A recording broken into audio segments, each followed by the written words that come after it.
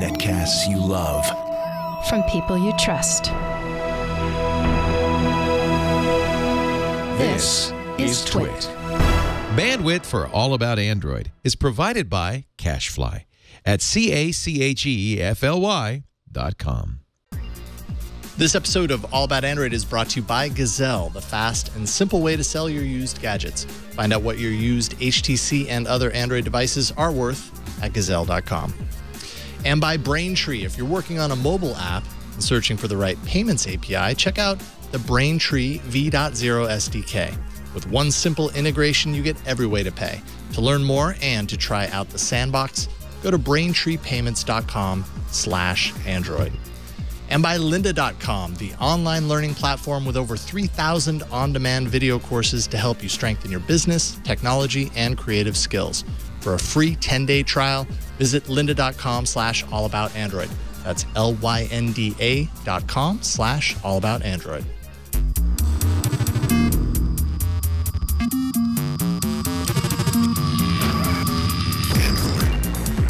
Hello and welcome to another episode of All About Android, episode 225, recorded on Tuesday, August 4th, 2015. We're your weekly source for the latest news, hardware, and apps for the Android faithful. I'm Jason Howell.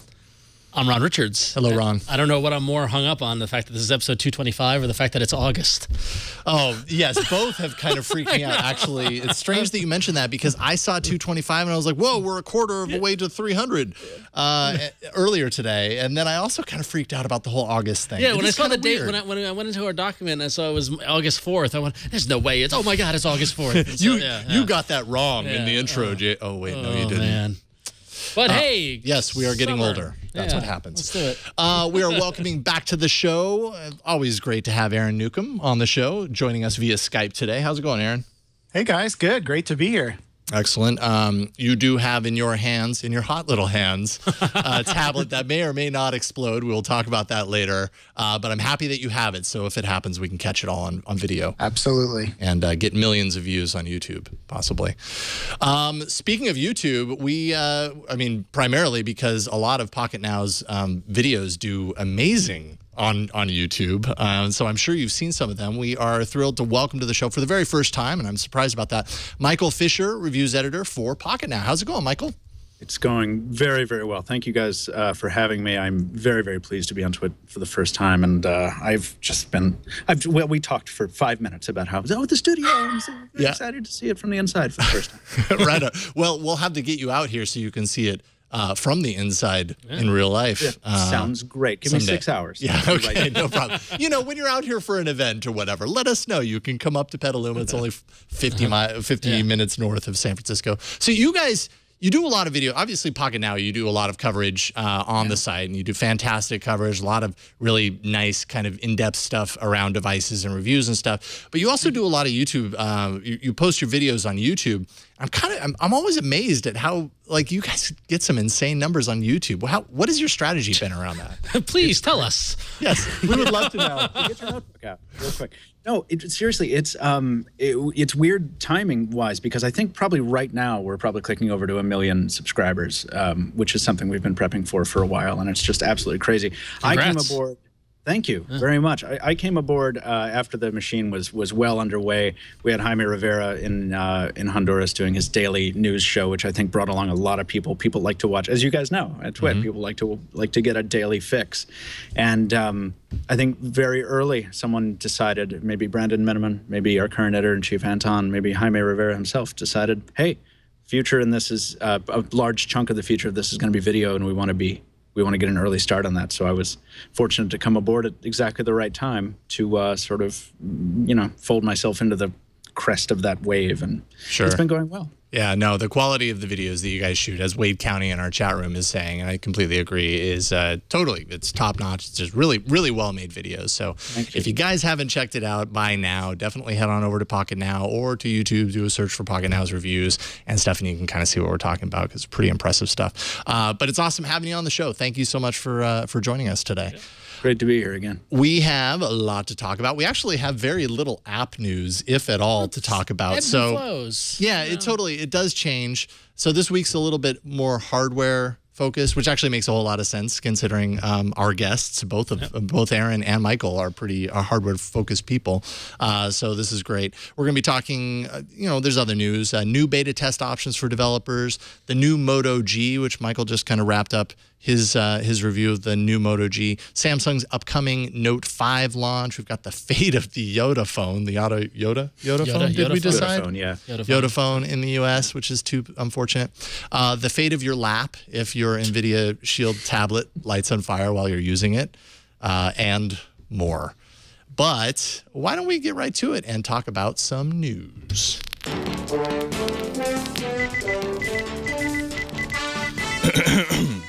Yeah, it's time for some Android news. All right.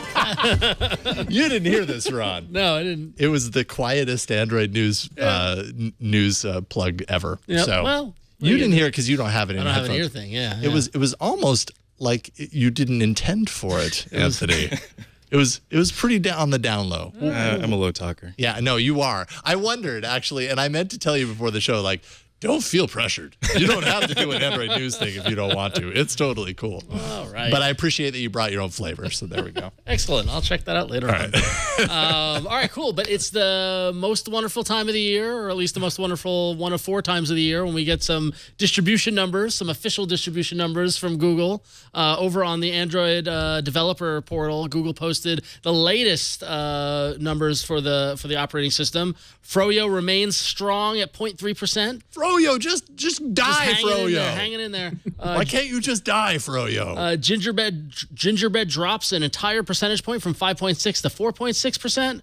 Ice cream sandwich drops an entire percentage point from 5.1 to 4.1%. Okay, this is my favorite part of the show. Jelly bean drops about 4 percentage points from 37.4 to 33.6.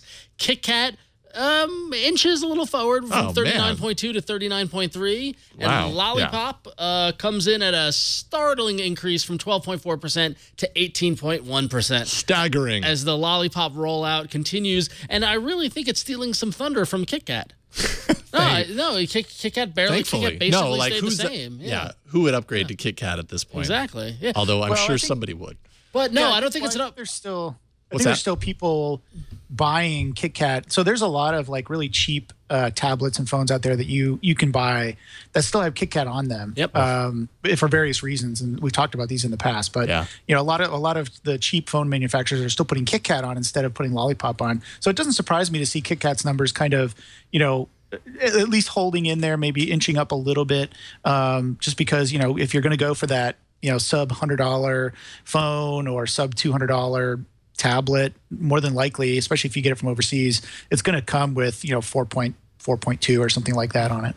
And I think also this is a test to not only the rollout of Lollipop in system updates for devices, but also you're seeing more devices get purchased with Lollipop as opposed to getting purchased with Kit Kat. Mm-hmm. So I think that plays into it as well too. So I'd be interested to know what percentage of that this Kit Kat remainder is people who switched to Lollipop, saw their battery life go to hell and everything else kind of get a little wonky. Be like, no, forget this. I'm gonna go back. That's a good point. Although, how many people, outside of kind of the enthusiast or the kind of nerdy bunch, the people that follow our shows and actually care about Android to the degree that they want to watch a show about it every week.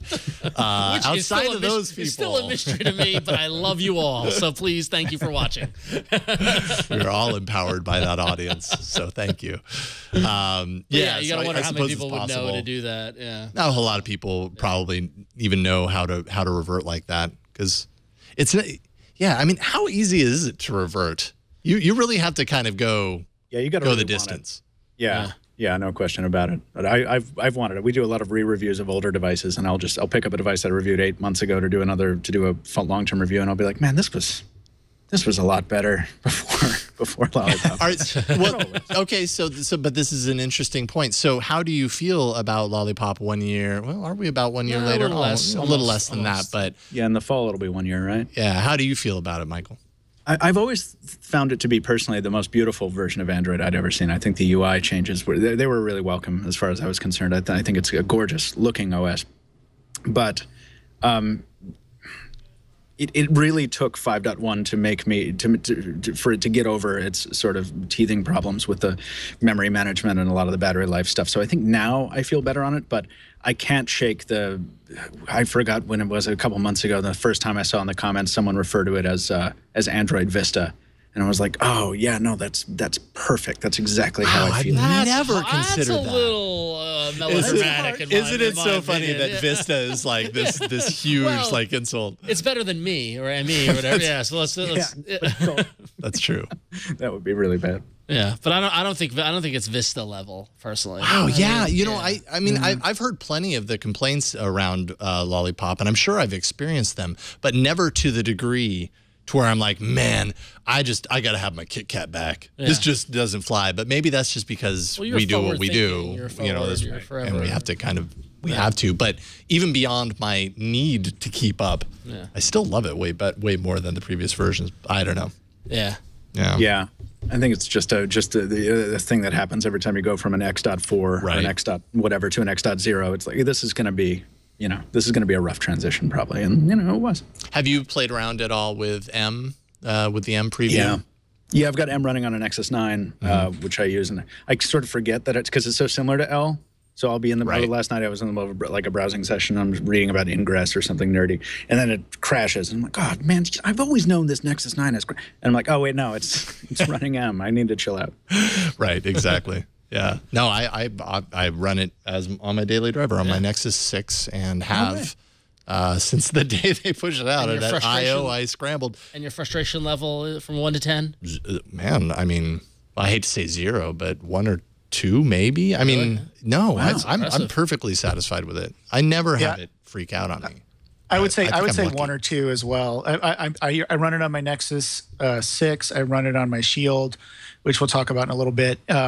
And there's just a few things. It's still a little bit laggy at times. But it's a lot better with 5.1. I would agree with Michael 100% on that. But I would say my frustration level has gone way down. And I think a lot of that is just people getting used to it. It was a different look and feel. Yeah. And then material design changed things up. And so I think it's really just what you're used to. And now that I'm used to it, I love it for the most part. I still have some issues with Wi-Fi. For whatever reason, that could totally be my Wi-Fi at home because that's where I primarily have the issues. But occasionally, what'll happen is it'll connect to a Wi-Fi or try to connect to Wi-Fi. Something happens, and it's like in some sort of limbo mode. Like you get the little exclamation point, on the Wi-Fi, and nothing's happening. It's like it doesn't go out and try to reconfigure or connect to a different access point. It just like hangs there, and there's no data coming through on my cellular data because it thinks it's connected to Wi-Fi, but there's nothing coming in on Wi-Fi because it's hung up. And it's like, so I still get that. That's the thing. That's why I say 1 or 2. If they could fix that, I'd hardly have any issues at all. Yeah, and they will. I think the only thing that I do notice that very, very infrequently, but I do notice what you're talking about. The other thing that I get is this contact sync error message, like could not sync, could not update the sync of your contacts, unfortunately, or something along those lines. Weird. And I think I put it out on Twitter or whatever, and someone was like, "Yep, I've heard of this before. Just wipe it and reinstall." Like, try turning it off. Is it that big a deal? Nah, I've got other things to do. So try turning it off and back on again. Yeah, that doesn't fix the problem. But before we move on, though, the one thing from these platform distribution numbers that we haven't touched on is who are these 0.3% still on Froyo, and how do we find them and help them? Oh yeah, let's bring them the gift of upgrade. I mean, it's probably more global. I can't imagine unless we'll bring them the gift of. Yeah. It's time. Yeah. It's funny. That's not factoring in. Sorry to interrupt. That's not factoring in like CM builds and stuff like that, right? Because I've got an HP touchpad running like some ancient version of Cyanogen that I don't know if I'm contributing to that at all. I mean, I think that you are if you're using that tablet to log into the Play Store and update apps, because I think that's where the majority of this data is pulled from. So Michael's part of the problem. Oh, you're part of the problem. There you go. You know what? I'll leave, guys. I'm sorry. No, but yeah, to answer your question, the data is brought by access points to the Google Play Store. That's what they use to capture because they're monitoring active installs and active usage and saying that's the best way to measure that. I see. So, yeah. Okay, if we had an apps section this week, this would probably be in there, but we don't, so it's here in news. And it is kind of, it's news that broke, at least in the early afternoon today. Chris Lacey, definite friend of the show. He's been on a few times. Developer of awesome apps like Link Bubble, Tap Path, Action Launcher 3. Took to his blog and revealed at theblurg.net that Link Bubble and Tap Path have been sold to a U.S. startup in stealth mode. Interesting. He says, we will find out who it is when they are ready to reveal, leaving us to sit around and wonder, first of all, who is it? And second of all, did Chris just make himself a bed of money to sleep in? Hopefully. I hope so. Yeah. I hope so, because those are good apps. He also pushed out a pretty big update today. He says it's the largest ever update with a material design refresh, support for HTML drop-down elements, and a bunch of other kind of tweaks and security updates and everything like that. So congratulations to Chris. That's a pretty nice signal to Android developers. Yeah. That your hard work, and I know that he works hard on his apps, that hard work can result in possibly a pretty nice payday. I don't know.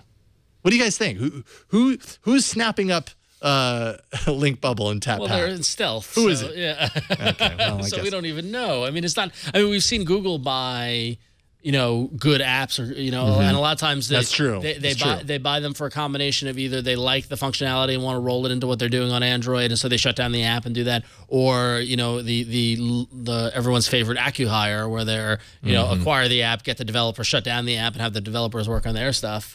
Who knows if this is something this stealth startup is going to take Link Bubble and Tap Path and integrate it into their product, or they just want Chris. Yeah. Well, they don't get Chris as far as I know. Right. Yeah, they get the apps. Get the apps. Which so clearly that's something that's an interesting kind of wrinkle, right? It's like we aren't buying you. We want the app that you created, and it's no longer yours. Yeah. I imagine as a developer, that's kind of got to be a bittersweet thing, right? Yeah. But I thought it was cool how he announced, the sort of tone of the announcement, where it's like, I'm still very proud of this creation. I'm really happy to be throwing it to someone who's as enthusiastic. I mean, some of it, none of it really reads as boilerplate to me, even though I'm sure, some of it may be. It's sort of this honest thing. It's like, I didn't have I wanted to give to somebody or sell to somebody who had the scale to realize it more fully than I'm able to. I think that's kind of cool. Yeah. And it's always great when anybody who works hard on something gets a reward for it. And it's the kind of thing where, we often talk about selling out or things like that. But a lot of this stuff, maintaining and keeping these apps going for a long time can become an albatross around your neck, whether it's an application or a content site or any sort of work that you do. And so it's nice to be able to hand it off to somebody who has more resources, who can do more with it, and get a nice little payday and then go work on the next thing and hopefully make even more money with that one. So, yeah. Right. Yeah, some people, including Brandon in the chat room, are wondering if it's push bullet. Well, they're not stealth, though. Well, it depends on what you define as stealth. Well, is it a stealth startup, or is the what did the post say again? What did it say again? I'm sorry, I don't have it in front of me. It says U.S. startup currently in stealth mode. So the startup itself is in stealth mode. So that means you haven't heard of them. I let them introduce themselves on their own schedule, so it sounds like the whole thing is in. Yeah, so it's not Google, it's not Push Bullet, it's not anybody we've ever heard of, presumably, or he's lying, and who knows, which is fun too. Yeah, I mean, so. Maybe it's Pied Piper. Yeah, it's Pied Piper. Yeah. So. Awesome. All right, cool. So, and last little bit of once again news that's related to apps and app developers. I feel like every week now we need like a countdown clock on Google Plus. We need a doomsday clock. But as the de-emphasis of Google Plus continues, one thing that is now being impacted is the way developers can maintain beta testers. Previously, Google had rolled out a process that uses Google Plus's community pages to facilitate the beta test method, and now Google is allowing people to not do that. They can set up an open beta, which requires no authentication. Any user can click the developer's link to join the beta with just one click, and that gives you a option for presumably a better scale of users. So you don't need to have users who are tied into Google Plus. But devs can also set a maximum number of users if they want to limit the amount of people participating in the beta. Or they can use a closed beta utilizing an email address of the tester to restrict access. The developer can send a one-click opt-in link to the tester's email, and that's all that's needed. So non-Google Plus beta testing, again, like I said last week when we talked about the de-emphasis of Google Plus with YouTube, I don't think this is the death of Google Plus, but I think this is just enabling a different use case and taking away the shackles of Google Plus, allowing the developers to do more with their beta testing. I think it's a good move. I think it's a fair move. Yeah. Yeah, I completely agree, and I think that these are good moves on their part. I don't think it's the death knell for Google Plus. I think it's addressing some of the biggest complaints about Google Plus. They were trying to force people into the platform instead of enticing them to come into the platform by making the features so great or whatever. Instead, they were saying, no, you want to comment on a YouTube video? You got to go to Google Plus. You want to do a beta of your app? You got to do it on Google Plus. And that's the wrong way to do things, right? That's not the way they should be doing it. And I think they realize that, and they're rolling back some of these things that were probably mistakes to begin with. I think that's true, but I was listening to last week's episode, and I was lamenting the effect that this might have on the rolling back the progress that's been made, particularly in the YouTube comment section. And I don't know, I spend a lot of time in YouTube comment sections moderating and keeping an eye on the tone and stuff like that. And it does seem to me that since the Google Plus force in move of, I guess, more than a year ago now, the dialogue has really improved, at least on the sites that I manage there. You know, I don't know. I can't speak to anything else, but what about so this is a good question then. What about the volume of comments though? Did that go down or did it stay pretty consistent? Because I know a lot of people were just like, oh, I don't want to log into Google Plus to do that, so I'm just not going to comment anymore. Right. And actually, I mean, this is just anecdotal. I have no concrete data to support this, but I have been saying to myself recently, and by that I mean in the past year, boy, it seems like the volume of comments has decreased a bit. Are they just was there a lot of spam before that's being filtered out? No, that's not what it is.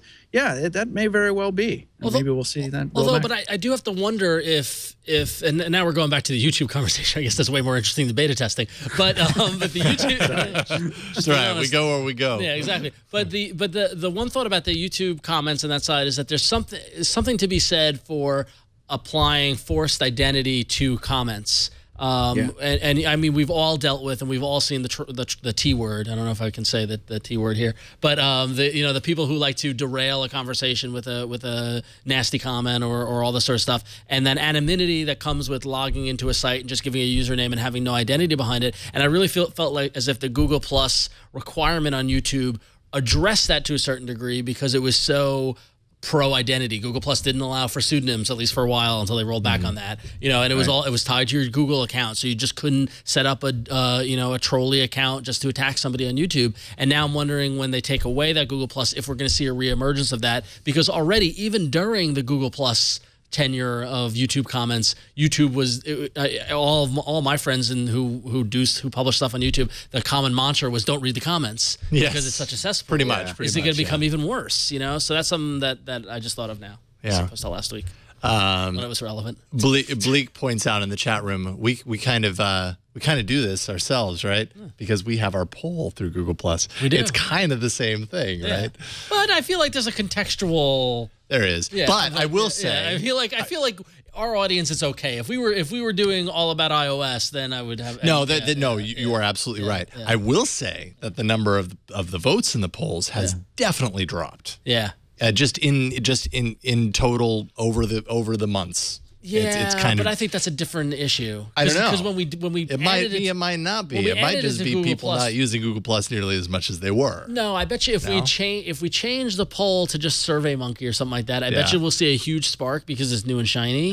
Because then it'll drop because people will be like, because we're on episode 225. I mean everybody in the audience. Do you vote on the app every week? I mean, clearly, right? Yeah. I mean, clearly you do what you can. Sometimes you can't always do it. I know when we moved to Google Plus, we saw a huge surge. We had 2,000 votes, and now we get, like 300? It's like 400, 500, 600, somewhere around there. So. Not to turn this into our poll discussion, but I think it's relevant to the topic anyways. But yeah, and I've been kind of just looking at, while we're still talking about Google Plus, just in general at the interaction, the replies, and the notifications I get through Google Plus.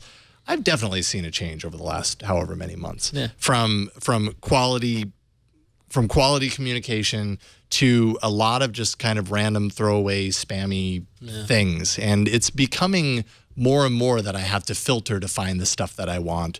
Versus it being a lot easier and being as vibrant as it used to be. That's not saying it doesn't have value and that I don't use it every single day. I check Google Plus very regularly and I participate as much as I can. It's just I do see changes, and that kind of worries me a little bit. But Google says they're not getting rid of Google Plus. They're just merely de-emphasizing it. And we'll see how true that is over the course of the months. I think that de-emphasis is coming in the right places. And by evidence, going back to this beta testing point, this is something that all completely. I mean, I've participated in beta communities, and I'm as loyal and tried and true of an Android user and a Google user can be, and even I've scratched my head going, "Oh yeah, no, it's totally broken and convoluted." Just send me a URL. Just let me click. Why do I have to do this and then jump through these hoops and Totally. Completely agree. Okay, quick email here. Actually, this wasn't an email. Speaking of Google Plus, this is from the Google Plus community. Simon Z wrote to the community and actually attached a picture here. A little late this week, but I finally listened to the last episode where you mentioned stage fright. This is the kind of the thing that they're showing off of Black Hat this week. Not sure if anybody talked about this, but the SMS app Textra has a setting to protect users. So Hangouts has a don't automatically retrieve, I can't remember the name of the setting, but MMS setting. Textra has it spelled out specifically, stage fright protection. Is that all I imagine it's doing the same thing. I don't think that it's, and if it's doing something different, then I would love to know exactly what it is. They don't really tell you what that is. Are they identifying the exploit and blocking? I mean, can you go back to what it says? Because it says video messages can contain an exploit called stage fright that will harm your phone if set, protects by ensuring new video messages cannot automatically run the exploit. So how is that? There's no reveal there as far as what they're doing. Yeah, exactly. I wonder if it's just preventing auto fetch, just like right. Is that just taking? Kind of what I'm wondering. Is that just taking? I've got automatically retrieve MMS messages. Which I have turned on because I don't care. No, don't send anything. I should turn it off. Yeah, don't show that because it's got your phone number. Yeah. But anyway, I just turned it off, by the way. So. But yeah, I mean, I feel like they're just relabeling it just for the marketing standpoint, which I think is smart. It is smart, right? Yeah. Somebody downloads it and goes, "That's why I downloaded your app," or "Yes, I read about that just yesterday." But here's my problem with that specific thing with this exploit thing, though. Okay, so I just turned off auto retrieve MMS messages, and so now when I get an MMS message, I'm going to need to manually see, okay, who's sending it? Okay, download it. Right. But I mean, I guess that's protecting from someone who I don't know who has my number is going to send me a message. Who has your number? That's the important part. But we don't know if there could be something that will send me a text message from you, and even though I trust you, I download it and runs the exploit. You know what I mean? Yeah, I don't know. Yeah. Well, Ron, it's simple. All you want to do is just hop on Google Voice, and that way all your MMS stuff will be broken forever anyway. That's a very good point. You may never get it on Google Voice, whether you set it up to get it or not. You might still never see it. I literally got a photo of a what do you call it? A sonogram the other day. From a long string of characters I didn't recognize from some number. I was like, I don't know who that. Somebody, congratulations, I don't know who you are. I really want you to know, Michael. Those are the best. It's really important. I love wrong number text messages. Those are and the creative friends of mine who then engage the person is always. I'm not that creative. I just ignore it. But anyway, so all right, cool. All right. Well, thanks for letting us know about that, Simon. We appreciate it. And we're going to take a quick time out to thank our first sponsor. And we want to thank Gazelle for sponsoring this episode of All About Android. With Gazelle, you can buy certified pre-owned Samsung Galaxy and accessories directly from Gazelle. If you've lost or broken your phone, a certified pre-owned device is a great way to buy a low-cost replacement device. Gazelle still offers great deals on trade-ins for your other old devices. Visit Gazelle.com right now to see what devices are available in certified pre-owned condition. The benefits of buying a certified pre-owned device from Gazelle are many. Devices are available in two conditions, certified like new and certified good. Certified good devices show some gentle signs of wear, but offer consumers who want to save a little extra money a great device at a great price. All devices have been put through a rigorous 30-point inspection to ensure they're fully functional, and certified pre-owned devices are backed by a 30-day risk-free return policy. And if you're looking to trade in your device to Gazelle, there are tons of benefits there. If you turn in your used device to Gazelle, you can get paid in cash. Payment is fast within a few days of your item being received. It's risk-free. Gazelle will also wipe your data for free, which is amazing. Gazelle is totally trustworthy. They've paid nearly $175 million to over 1 million customers. It's easy. They offer free shipping. Most items qualify to get a free box to ship it in. Fast processing, no listing hassles. They make it as simple as possible for you to sell your device and get a new one.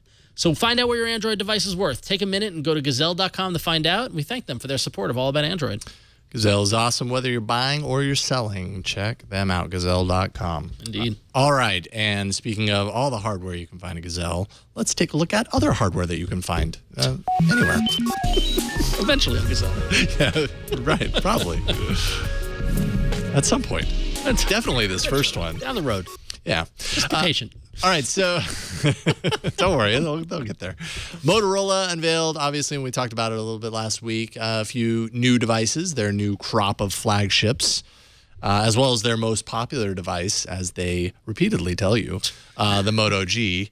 And Michael, you wrapped up a review of the new Moto G, the Moto G 2015 edition, and you posted it just a couple of hours ago, actually. What did you think? That's right. Yeah, it was an interesting journey getting to know this thing, because I sort of sat there at the Motorola event in New York City, and they were unveiling everything, and I was really, the style and the play, and I was like, oh, cool. Then they unveil the G, and it's like, okay, it's like it has a Moto Maker and a small processor bump, and it's water resistant, but that's basically it. And my mind immediately went to the competition. Immediately was like, well, this blew me away in 2013, and in 2014 it was still like a really good value. But this is a world now where we have competition like the Asus ZenFone 2, that starts at $199, and the Alcatel One Touch Idol 3, which I think starts at $249, with larger screens, arguably better processors, better camera in one respect, better audio in another. So I'm sitting there in New York saying, man, I don't know. You guys is the Moto G bringing enough to the table now to stay relevant? And it took me about 6 days to determine that yes, it is. I don't know what'll happen next year. I think they have to do something different next year. But the Moto G Motorola made a name for the Moto G by building a really, really solid and simple and stupid affordable smartphone. And they've done it again with this device, and it's like I'm somewhat impressed on the whole. I'm not as impressed as I have been, but I think it's still a really, really good buy if you're looking to pinch some pennies. Yeah, I think that it's a good point that you make, that this kind of was the year where these pretty affordable, particularly for the specs that they're packing, devices kind of became something that wasn't just a random incident here and there. Like, everybody seems to have one now, and I think that's going to continue, because obviously it sells well. Like we said, Motorola loves to tout that the Moto G is their most successful phone 2 years in a row, and that is largely because of the price, but also because of the quality, kind of the bang for the buck factor. Yep. I think the other side to that, though, is in comparison to things like Alcatel, manufacturers like Alcatel and some of the other ones, they are bringing out phones that compare in price and maybe even outdo in specs. Support is kind of in iffy territory with some of those manufacturers, and I think for consumers that is potentially a big deal. And I think Motorola does a pretty good job as far as that's concerned. They've made somewhat of a commitment to upgrading their phones timely, although haven't done a very good job of upgrading the Moto X 2013. I know, because my wife has one, and I'm still waiting. She's on KitKat. Every time I take the phone to do something with it, I'm reminded. I'm like, wow, it's been almost a year. Like, why are you still on KitKat? Yeah. This was said to be updated a long time ago, and it still hasn't. So, but they say that they have a commitment to that, and more or less, I think on a lot of their devices, I think that rings true. So, so the support definitely is worth something in that equation as well. It is. Yeah, I was surprised when I was doing a comparison between this year's G and last year's that last year's my unlocked demo unit still doesn't have, it's still stuck on 5.0.2, even though it's the pure edition from Motorola. And I was like, I thought I was missing something. I had to go look it up. But yeah, so they stumble on a couple of these things. But I do think that, yeah, on the whole, I think you're right. They come out ahead of the competition with regard to long-term support, even though they're not perfect. Nobody else. Sure. So if someone was to ask you, I have $200 as my top end to buy a phone.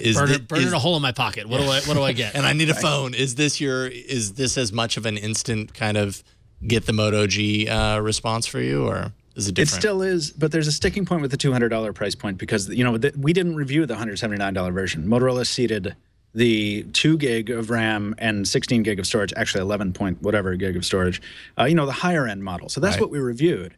And, you know, that's fine. I would like to have taken a look at the lower end one to see what exactly I do get for 180 bucks. I'm sure there's some multitasking stuff that doesn't work as well and all that kind of stuff. But yes, absolutely. I think that this is still the phone I would recommend to the vast majority of people. In the comments, particularly at Pocket Now, we have an audience that is really spec heavy in terms of their interests. Sure. And so they'll typically be like, well, no, the Asus has got 4 gigs of RAM at a similar price point, or it's got a bigger screen. But for a regular person who I hesitate to use that blanket term, but for most consumers, I do think the Moto G is a buy that's much easier to advocate, because it's just a simple, like, oh yeah, what do you want? You just want a phone that sort of just works and has useful enhancements, and you can sort of use it with one hand still. And oh, by the way, you can drop it in your beer if you want. Yeah, get the Moto G. I mean, I think they've certainly done it again at Motorola. I just think the Moto G continues to be a good entry point or a phone. You know, you've got a teenager, you've got parents. You know, like the kind of thing where like people like we admit that we are power users, and we bang the heck out of our phones. We have great expectations for our we have devices. lots of requirements, but like. But honestly, if you've got a kid in high school and you want to give them a phone that will work and all this stuff that can is water resistant and is durable and can get the job done, it seems like a good choice. Mm-hmm. So. Yeah, I almost got my wife a G. She was, in fact, here's her old phone right here. It's a Nexus 4. And it was going wonky. The screen had a dead spot in it, actually, for touch, so it wasn't working. And I ended up finding a used Nexus 5 for instead. But if I didn't find that Nexus 5, I was going to get her the Moto G, just because she's kind of hard on the phone. She just wants it to work. She wants it to be reliable, and they've got that reputation. So I would definitely still recommend it. The Moto G and the Moto X are still fairly high up there on my recommendation list. If someone doesn't want to go to the Nexus for some reason, I mean, I always start with the Nexus 6 because I love my Nexus 6, and then from there it's like, well, the 5's kind of getting old. Google may announce a new 5-inch phone, so you might want to wait on that. Or if you want to get one right away, there's always the Moto X and the Moto G. So it's kind of like my second or third tier of go-to recommendations. This is the first Motorola. For the last couple of years, they've had it's been Super AMOLED screen, right? Oh, I don't know. I think it's just straight AMOLED. Straight AMOLED. So it does their active notifications. Do you have? And this is LCD, right? Yeah, it is. Yeah, you turn it off, sideways. You look at it off axis, and you're like, oh, that's not black. That's like bright white blue. Yes. Yeah. Okay, that's a little bit of a bummer, I suppose. It is, yeah. And it's you think about it every time that Moto display fires up, because it is great to have Moto display. I think it's one of the more convenient things. I carry a Moto X as my personal unit, so I really have gotten used to that convenience. But on the Moto X, at least. I mean, I've never tested this, but you assume that because it's an AMOLED panel and it's only lighting those pixels, those very, very finite pixels that are needed for Moto display, that it's maybe saving some battery. On the new Moto G, it's got to light that whole, the backlight's got to fire up. It lights the whole panel. I'm sure it's not very battery efficient, but then again, this phone doesn't seem to need any help in the battery department. Yeah. Cool. Interesting. All right. Well, I bet you with all this news about Motorola and other companies announcing new phones, you were wondering, what is Sony doing? Well, Sony chimed in yesterday and they announced a few new phones, not to be left behind.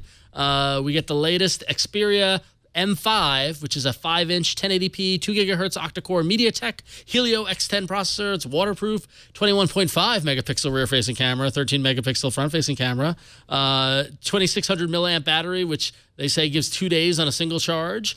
I believe that if I see it. Yeah, that's a lot of time for that. That's 2 days if you don't use it. Technically, they would be correct. Yeah, true. Yeah, nobody said that. 3 gig of RAM, micro SD. It's got glass front and back with stainless steel corners to protect from drops. And then the other phone was the Xperia C5 Ultra, which is a 6-inch 1080p, 1.7 gigahertz octa-core, 2 gig of RAM, 13 megapixel Exmor rear sensors on the front and back with LED flash and wide-angle lens, front lens for better selfies. And 2900 milliamp battery and 3 color options. And they're saying it's a mid-August rollout with no pricing announced as of yet. So Are we excited by these entries? Like, so I am automatically dismiss Sony phones. I was just gonna say, sometimes I feel like, at least in the U.S., Sony is like the Rodney Dangerfield of phones. It gets no respect. Yeah, and I don't know if it's deserved or not, but I think I think Sony's so underrated here. But here's the thing: Sony doesn't really try in the United States. It's on one carrier, maybe it's two every so often. But every time I'm able to spend time with one of their devices, it's so nice. If you're any kind of a fan of fit and finish, it's just such a beautiful piece of hardware to hold usually. Yeah. So can we roll back on that video, by the way, to when the dude washed it in the sink? And I really want someone to get their hands on the phone and do this in real life, because I saw that and I cringed because, oh my God, look at that. He's running it underwater. Oh, I dropped a packet of spice on my phone. Like, why might as well run it under the sink. Like, is that okay? Like, why isn't everyone talking about that? Sure. Yeah, it is.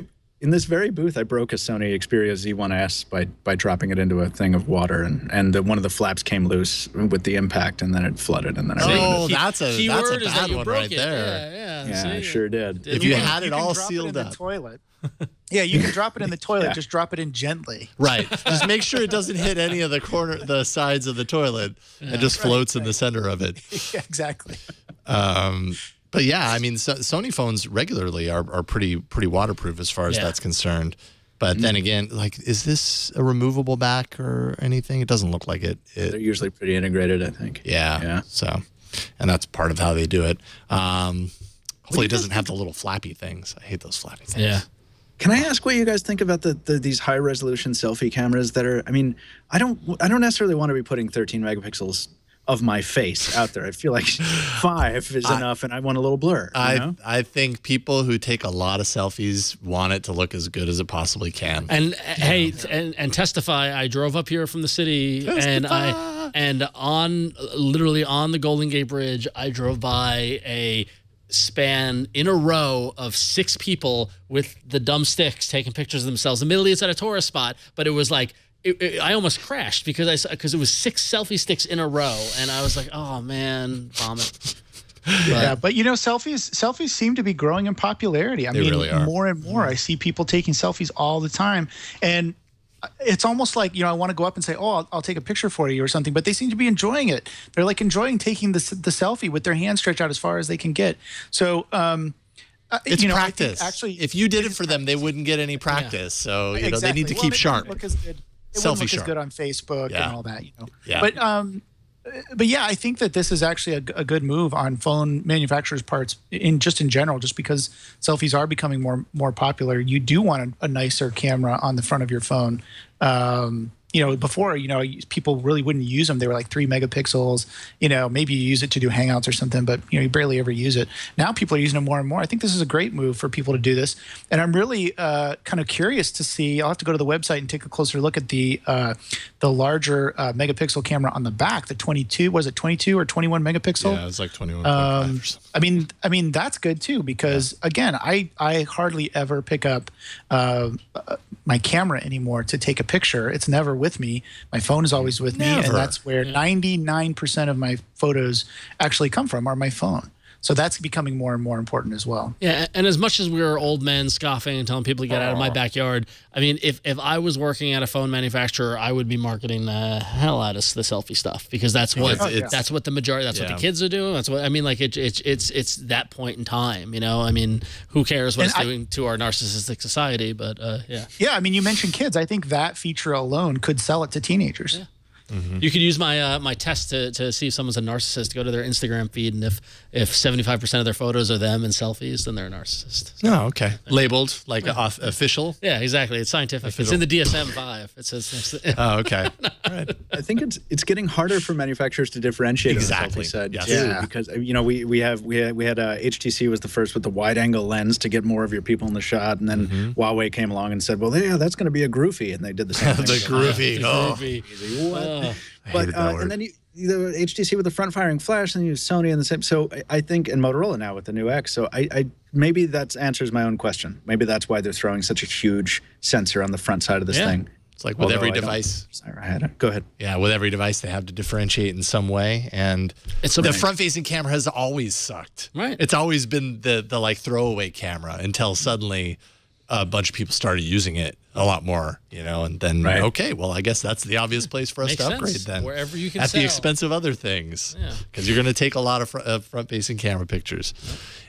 Or selfies, and also with the costs of those sensors coming down. I mean, you know, it just it's now, whereas 3 years ago putting 13 megapixels on the front would be cost prohibitive. Now it's cost efficient. So, speaking of cost efficient, yeah, hey, very good segue there. In 3 days, more than 1 million people have requested an invite for the OnePlus 2. Some people have actually gamed the system to move their invites up, and OnePlus responded to that, just basically saying, like, in one instance, it was they deemed him more of like a white hat, like showing the the ability to do that. So they're going to give him an advance invite, but everybody else is gaming the system, and we're not going to tolerate it. We're gonna crack down on it. It turns out I think I'm going to be at least have an invite. Jeff Jarvis on This Week in Google went to an event, and so I guess he has an invite to give to me. Now I have to figure out if I'm going to get it. So I don't know. You're pretty happy with your Nexus 6, right? Yeah, but I want to play around with it. I would like to see. I would like to see that. I mean, I would like someone I know to get a OnePlus 2 so I can see it. So I'm sure I'll probably end up getting it. Florence Ion, also regular contributor to this show, guest on this show of PC World, interviewed OnePlus's co-founder Carl Pei? Carl Pei. Yep. Last week in San Francisco, and some interesting stuff there, both from Florence's interview and then another interview I read in USA Today. First, Florence, Pei admitted that everything is obviously hinging on the OnePlus 2, and that the company, he says, got lucky with the One. They're hoping that the same luck will align with the success of the 2. Pei also admits that OnePlus got arrogant in the midst of its success last year, thanks to how viral it kind of went, its success went, and only spending, he says, maybe $200 total on marketing at that point when it just went nuts.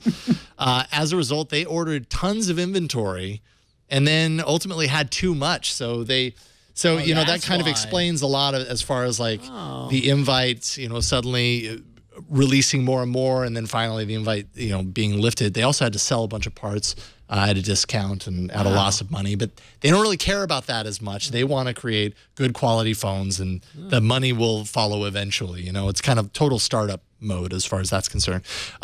Pei also told USA Today that the decision to remove NFC, well, he reiterated it's because nobody had it on the One, but he said that was also driven by the fact that Android Pay won't gain widespread adoption for another 12 to 18 months in his estimation. So the lack of NFC actually won't matter, and by that time, people are going to be upgrading their phones to the next one, which will probably have it. So it's not going to matter. He also confirmed, and this, I'm not sure if this is a good or a bad idea to do to the public, but he confirmed that a second phone is expected to launch by year's end, going on to say, and I had a hard time because it's really good. Like, I kind of want it to be my phone, but then I saw the OnePlus 2, and I thought, this is really good too. So now anyone that's considering the OnePlus 2 has to make the decision of, well, do I wait until December? And I don't think OnePlus wants people to do that. That's weird to say. Yeah, that's really, I understand why he's excited. Yeah, but that might spur when you're create people delaying their purchase. When you're in the midst of a new product announcement, all you talk about is that product. I know. Don't talk about anything. It's kind of a rule down the road. Yeah, for that reason alone. So.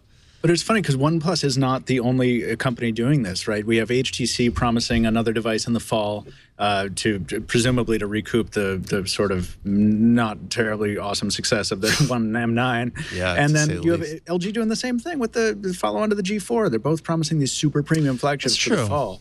It's interesting. It's like the year of the second chance come September. I don't know. That's a good point. I mean, do we hold a company like OnePlus that's so early and kind of in this startup mode to a different flame as far as that's concerned? You know what I mean? Because HTC and LG, or you take Samsung, for example, and we're going to talk about that in a second, but, obviously they have new devices that they're going to announce in a couple of weeks. And, they just announced their flagship a couple of months back. Well, I guess it's been more than a couple of months at this point. But so I guess I expect the big ones to do it. But when you're OnePlus and you're releasing your second phone ever that you're calling in a a year. flagship killer. Yeah.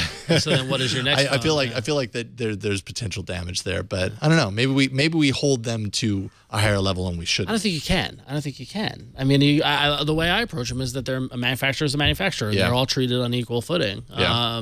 So I don't think just because they're in startup mode and scrappy and all this sort of stuff and keep making these mistakes and we keep resetting the number of days since a marketing blunder by OnePlus, especially after last week. It's tough. I don't know. By the way, when can we retire the term flagship phone, by the way? Oh, God, it's meaningless now, isn't it? Right? All right? I mean, it's the kind of thing where if you put fragile on the side of every box, it stops having any meaning. I haven't heard that one before. Right. Yeah. That's a good way to put it. But yeah, it just seems overused at this point. Yeah. So. Agreed.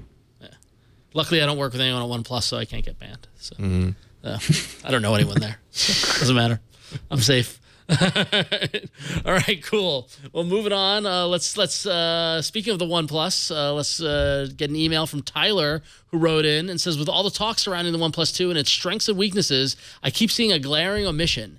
Yes, it has a Type-C connector, a USB Type-C connector, but it's just micro USB version 2.0 in disguise. You don't get any of the traditional Type-C benefits.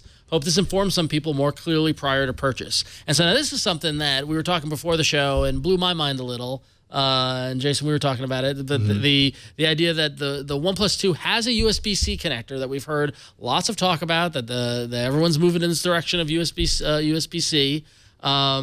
But that doesn't necessarily mean that it's USB.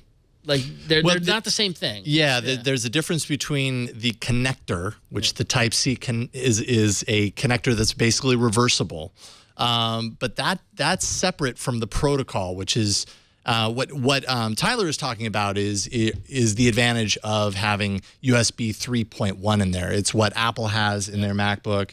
I believe it's what the new Chromebook has, the Pixel and has, it's USB-C. Yeah. So it's a little confusing because they both start with USB, right? So you think USB 2.0 compared to USB-C, oh, that must be the next iteration. I think what it is USB-C is really just kind of that reversible connector. And along with that, you can have USB 3.1, and that brings things like faster charge, faster data transfer, up to 10 gigabit per second, which is double that of USB 3.0. But the OnePlus 2 has a Snapdragon 810 processor, and it is only compatible with USB 2 and USB 3, not USB 3.1. So you aren't going to get that faster charge. I mean, we already knew that, right? There's no fast charge. And then the faster data transfers as a result. So interesting. Clarification. It's very easy to kind of get confused around that. USB Type-C connector hardware, the way it works. USB 3.1, the software protocol that uses that connector. But you could also run earlier versions of USB 2.0, 3.0 through it, which is what OnePlus 2 is doing. So just because it has the connector doesn't mean you're getting all the speed benefits. So thanks, Tyler. It is unfortunate, though, for OnePlus that this appears to be another thing in a list of things that people can get upset about. Just take down a number, put up another number. It's been 0 days since OnePlus has made a mistake. So I feel like I've gotten an early preview of what life might be like for some of the OnePlus 2 early adopters, because I've had a Nokia N1 here in the office, or we have, and that has a Type-C connector. And every time I need to charge it or do anything with it, I can't find that cable because it's the only thing I have with it. Yeah, and it's a great connector. I think it's going to be great. But it's interesting that no one else has announced a product, I don't think this year, a major product that's going to use it. The Samsung stuff or the Motorola stuff, none of it has USB Type-C. Yeah. Really too bad that Motorola doesn't have it in their devices, but I don't know. I would have thought this year, but I guess it did. I mean, all this did really kind of come out at CES this year, right? Yeah. Like it's still pretty darn new as far as that's concerned, but everybody seems to think it's the hot stuff and it's gonna be everywhere going forward. And so poor USB Type B just gets left in the dirt. Type B never got its potential. I mean, it got a lot of use, but it never reached its full potential. If you ask me. Type B's happy, all right. It lived all around the world for a really long time, and it's time for Type B to get kicked out of the house. So many Type B cables, by the way. Like, do you remember the era of hard drives with USB Type B cables? They're just useless now. Yeah. Oh, Well, yeah, and now Type A is like, yeah, welcome to the family. yeah, yeah, exactly. So Type A was the big old fat one. Sometimes you still have it on your printer. Or Type A is like, yeah, welcome to the drawer out in the garage. Come on out here. It's cool. I've got a space over here for you. Oh man. Yep. Oh, USB. All right. Let's thank another of today's sponsors. That would be Braintree. This is perfect for all the developers that watch this show. It's code for easy online payments. If you happen to be building a mobile app of your own and you're looking for a simple payment solution, something that you can roll in easy and with just a few lines of code, you want to check out Braintree. It's a Braintree V.0 SDK. And really, it's all about making it easy to offer all of those mobile types that you can accept PayPal, Apple Pay, Bitcoin, Venmo, cards, Android Pay coming soon, and more. And that's all with a single integration. It's simple, secure payments, super secure, and it's code that you can actually integrate in minutes. It takes no time. And, you know, they've got developers. You don't have to worry about taking days to integrate this stuff and start from scratch. Braintree, it's literally done in minutes. And you can call them. They'll actually handle the integration for you and walk you through it if you don't have the time. The Braintree code supports Android, supports iOS, and JavaScript clients. And there's SDKs in 7 languages. That's .NET, Node.js, Java, Perl, PHP, Python, Ruby. And it's all super elegant code, clearly documented. It's just 10 lines of in-app code. That's about as easy as it gets. Braintree gives you an easy way to accept multiple payment types with one simple integration, quick, knowledgeable developer support. If you happen to have any questions, you can get in touch with them, and they'll hold your hand from there and show you what you need to do. You can start accepting Apple Pay, PayPal, Bitcoin, Venmo, cards, and whatever's next, Android Pay, all with a single integration. With the Braintree V.0 SDK, one small snippet of code, and you're all set up in less than 10 minutes. You can learn more for yourself, and check this out, for your first $50,000 in transactions, fee-free. Just head on over to BraintreePayments.com/Android. That's BraintreePayments.com/Android to check it out for yourself. And they've got a sandbox there so you can kind of take a look at the code, play around with it a little bit, and see just how easy it is. And we thank Braintree for their support of All About Android. Continued support. It's great having you guys back week after week. All right, so we're not going to roll another bumper because we're still in hardware world. Just do some more hardware. Why not? Yeah, we might as well. So Samsung's got an event coming up. They got another the Unpacked scrappy event. upstart. Yeah. Do you think Samsung bought stealth? And Samsung is anything but stealth. Let's say. Yeah. Speaking of which, the antithesis of stealth. yeah, exactly. And so recently they dropped a teaser for their upcoming event, and some people are reading into the teaser. They're going to be. They think that it's going to be the official unveiling of the Galaxy Note device, with utilizing the edge curves on either side of the screen. And on the teaser, Samsung asked recipients of the invite to note the date, if that tells you anything. Note the date. Nudge, Get nudge, it? wink, Get wink. it? I gotta say, I was at a restaurant the other night and I saw a woman with an edge, and not only with an edge, but using the side notification things. Whoa! She had the phone on, and that's Android in the wild material right there. It was, yeah. Not only that, like the phone was on the table, and she was at dinner with her friend, and they were sitting there chatting, and something came up. I saw her on the side. I saw her just kind of swipe the little side thing, and I was like, "Wow, I've never seen anyone actually using that other than the commercial." So that's pretty cool. Is it the Note Edge or the S6 Edge? It was the S6 Edge. Sorry. Yes. Okay. Yeah. Well, geez, it wasn't the Note Edge. I would have grabbed it. Truly in the wild. But anyway, so Droid Life apparently got a couple of pics of the alleged Note 5 in hand, and our good buddy over at EvLeaks tweeted out some of the possible specs: 5.66-inch Super AMOLED display, octa-core Exynos 7420 processor, 4 GB RAM, no micro SD card support, Android 5.1.1 Lollipop, 16 megapixel primary shooter, 5 megapixel front camera, and on August 13th, starting at 8 a.m. Twit will be doing the live coverage of Samsung Unpacked. Jason, you'll be leading the charge. I'll be leading the charge. We have Russell Hawley confirmed of Android Central to join, and and I may be there. I'm working on my schedule. All right. If I can fit Let it, me know. I'll be there. That'd be Yeah, awesome. I would like to. This seems interesting. 8 a.m.'s early. That's all. In my new life of leisure, it's hard. Do I need to like send over like a van with coffee? Man, I don't drink coffee, but tea would be nice. Yeah, but no, Lord knows I love me a good Samsung Unpacked event though. I know. For sure. Seriously, this is like a party. Yeah, it really is. Doesn't matter what time of day it is. It really is. Are you guys excited for the Samsung Unpacked event? Most definitely, yeah. Oh, no, go ahead.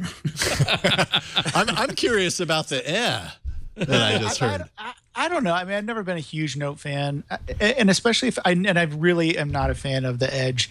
So, I mean, if it's an option for those people that want the gimmick, great. Maybe they can have that as a pricier option. But I like the Note. It's okay, but what? I don't know. I just don't think, again, we're into these incremental things, and I just don't see it's like, yeah, we got to release a phone every year or a pad every year, whatever you want to call it. And so here's this year's release. We added extra things. Curve. It's just not a big, I don't know. It's just something's got to give here. And this is an example of where I'm actually surprised that Samsung didn't bump up that front camera resolution.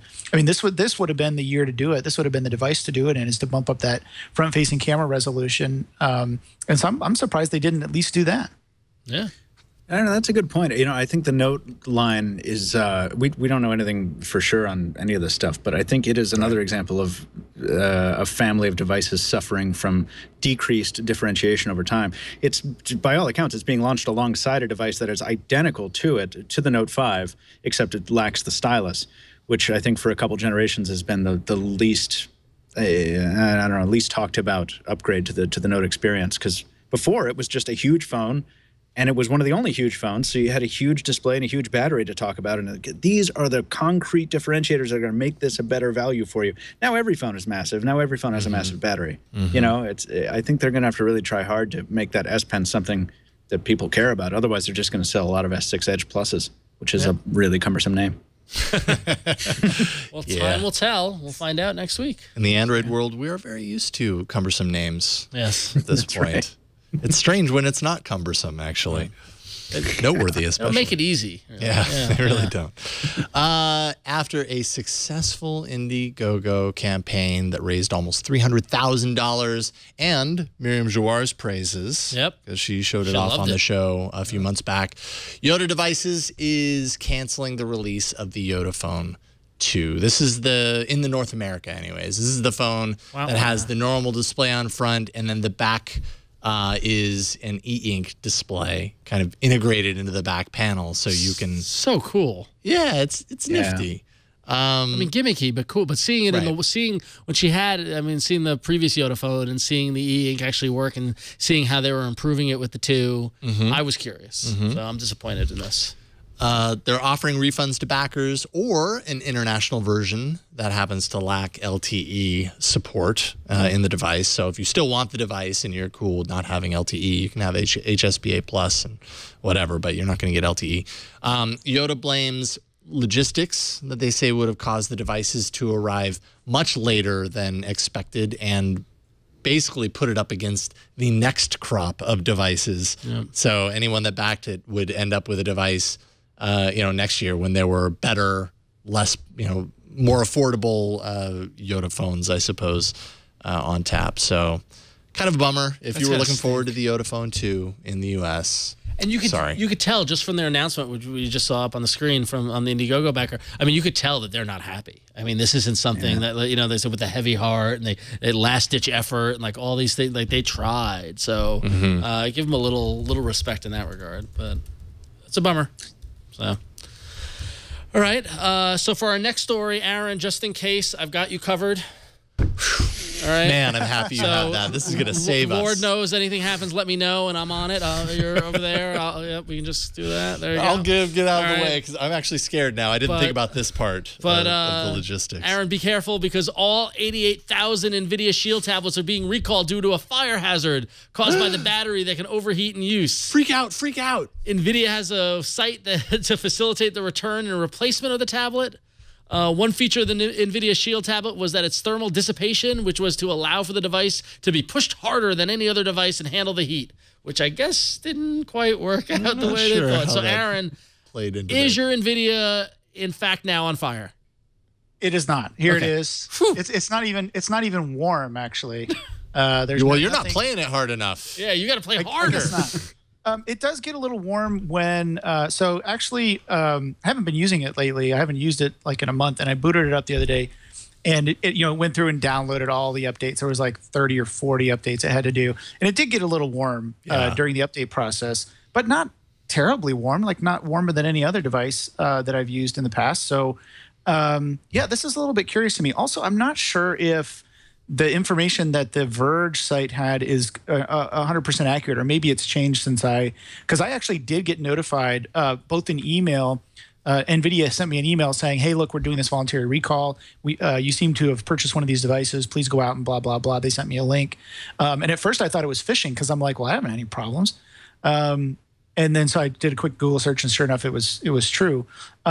They did put up a special site too, which I put in the rundown, a special registration page, and so it's quite interesting. The way you go to get a replacement for this, you have to first upgrade your tablet to the latest software.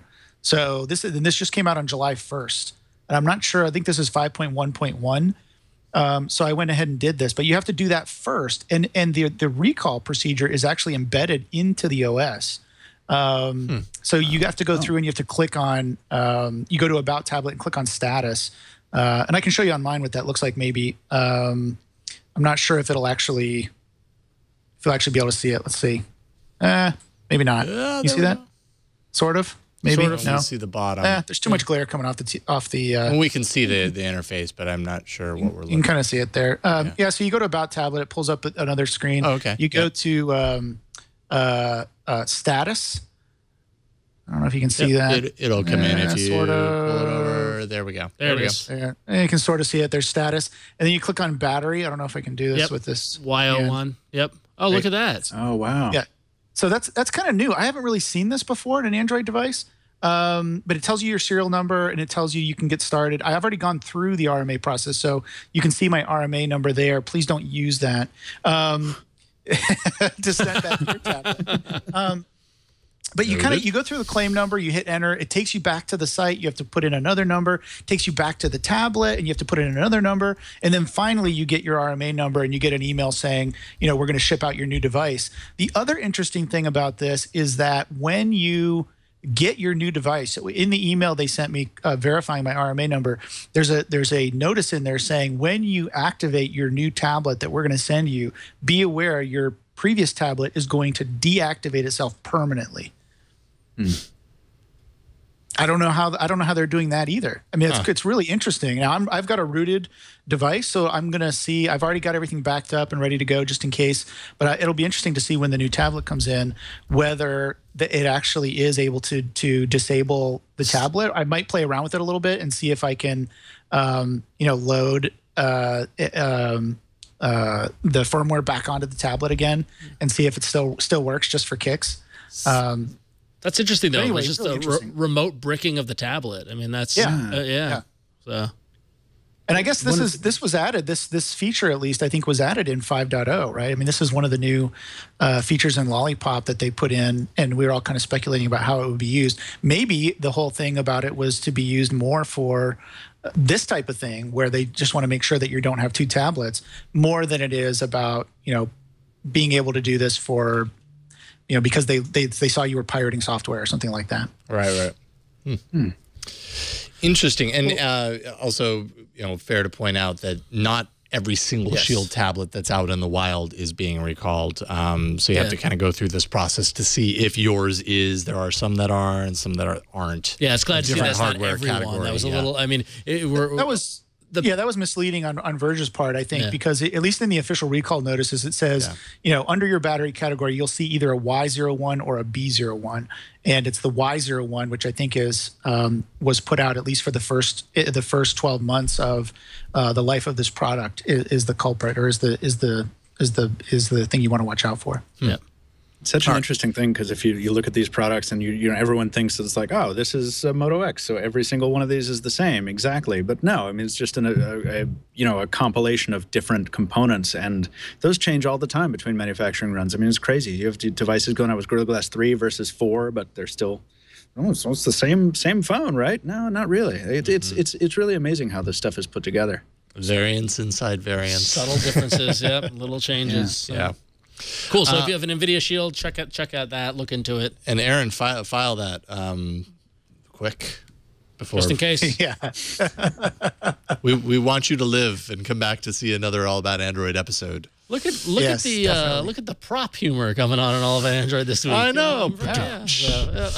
Do what we can. Let's take a moment to thank the final sponsor of today's episode, and that is lynda.com. Lynda is awesome for learning, for problem solving, for if you're curious about a particular process of processing your images or programming, or I mean they cover the spectrum of technology.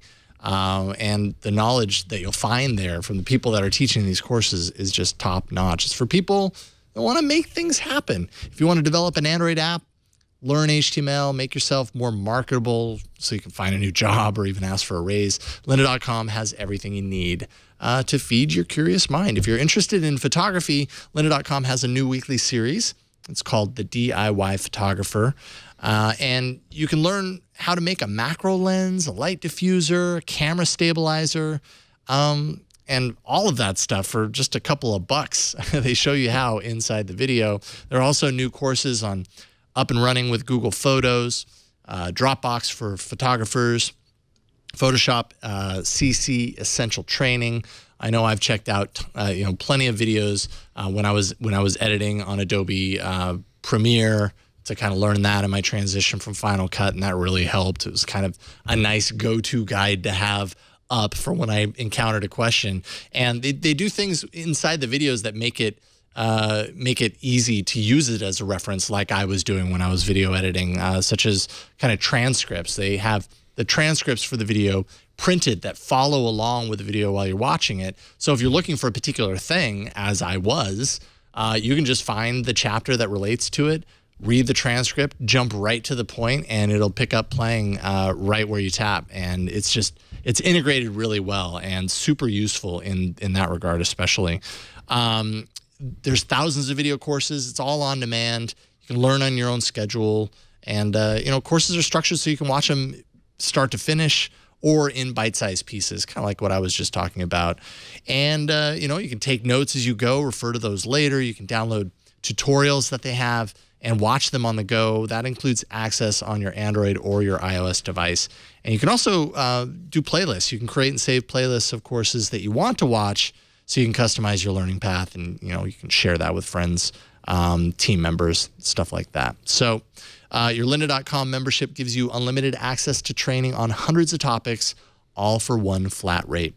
Whether you're looking to become an expert, or you're passionate about a hobby, or you just kind of want to check out something new, I want you to check out lynda.com/allaboutandroid, and you can sign up for a free 10-day trial.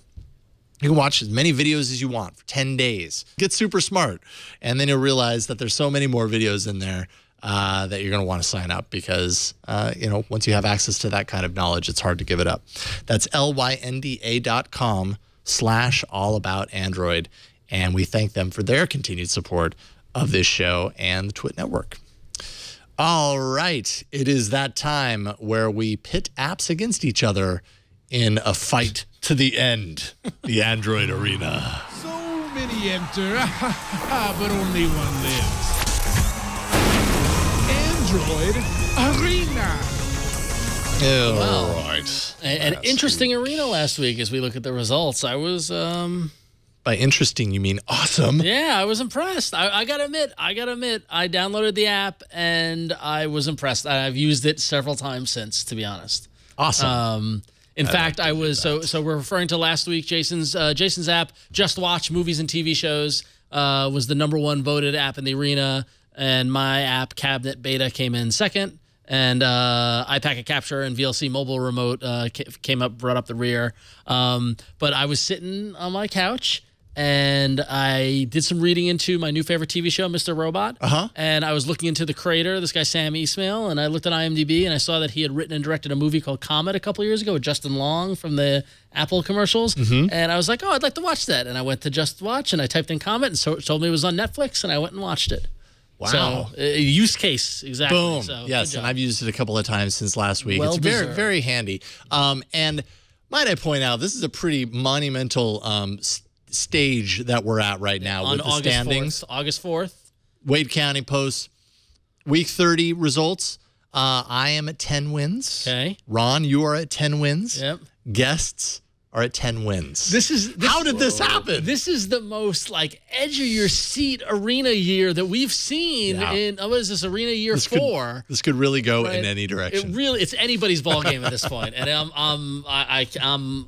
know, if I wasn't a participant in the arena, I would be on the edge of my seat watching to see. You'd be eating popcorn. I would, yeah. I would be. Yep. So I'd be like Keith Hernandez in that Just for Men commercial that just came out with him eating popcorn. Haven't Look it up seen on YouTube. It's on no YouTube. idea what you're talking about. I tweeted it yesterday. Okay. Anyway, here's your connector. Oh, that's my 'Cause connector. You Oh, lost. I'm up first. My gosh, So you're I'm up first. All right. Well, I'm going to show you my text messages. No, I'm not. I'm going to show you an app that listen, there's an elite class of developers that are out there. I think it's safe to say. And when developers and designers, and when a certain developer and designer get together and release a new app, you need to take a pause and take notice. It's magic. It's magic, right? Yeah. And this week we were lucky enough to get the latest app from Franco Francisco, right? Francisco Franco. And you always get screwed up. Who is the brains behind the famous Franco kernel, right? He teamed up with our good friend Liam Spradlin, who's an excellent designer, to give us Focus, which is a new photo gallery app, which honestly is pretty remarkable when you take a look at it. First off, it is, as you can imagine, with our good friend Liam Spradlin, it is material design beautiful, utilizing everything with material design. But what's great about it is that the responsiveness and the load time are startling. If you take a lot of photos with your camera, if you load up with a ton, you load up that memory, all 12 gig that you've got on your phone with photos. Sometimes it can be a slog. There's a lot of processing time it takes to scroll through them. What Franco's been able to do is create a app that loads every photo on your phone and loads it all onto the main screen of the app. No lag, no loading time or anything like that. And these are all my photos, so don't judge. But anyway, but additionally, they've added a tagging system that is really top-notch. Right now, when you open up the app, it is organized by basically folders on the phone. So these are the fixed photos that are in my camera folder, in my download folder, in my Facebook folder, etc., Instagram. And you can scroll through them by just swiping left and right. So I'm going through every photo on my phone. Look at how fast that's loading. Like that, I've never seen photos load this fast on a scroll like this. Like, it's just amazing. And additionally, what you can do is you can load a photo, and so I'll find one that's actually worth looking at. So there's my adorable niece. We'll take a look at Abby. All right. So when you see that photo, you can apply a tag to it. And the free version of the app comes with, I think there are 10 tags that are already set up, whether it's art or awesome or friends or food or family, me, nature, pets or whatever. If you pay the in-app purchase, which I believe is $2.99 or $3.49 or something like that, I think it's like $3.49 or so. There's two options. There's an in-app purchase for $3.49 and for $10 and $10.73 or something like that. There's the one $3.79, $10.89. Yeah, $3.79, $10.89. The $3.79 unlocks all the features, and $10.79 unlocks the features and also donates to the developer, which is great. You should do that if you can afford it. But buying the in-app purchase allows you to unlock it, and you can, by unlocking it, you can add your own tags. So I can create a tag here, and I thought I was on premium. I was, yeah. Anyway, so there it is. Yep. So there you see you can add custom tags, control your own collections, add the dark theme. So I had it with the new version. I don't know what happened there. But anyway, I'm going to buy it anyway because they're great. See, live purchasing right here on the show. There you go. Payment successful. Okay, so now we are unlocked. And doop. So if I go back to add a tag, So now I can create a new tag, and let's say I just want to make a tag called Abby for all my photos of my niece.